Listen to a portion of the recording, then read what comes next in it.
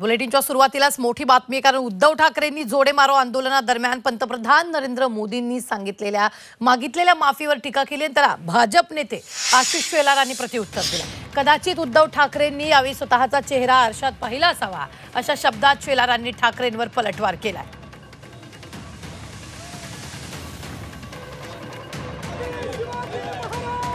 कदाचित उद्धव ठाकरे यांनी आरसा घेतलेला असावा आणि स्वतःचा चेहरा आरशामध्ये त्यांनी बघितलेला असावा।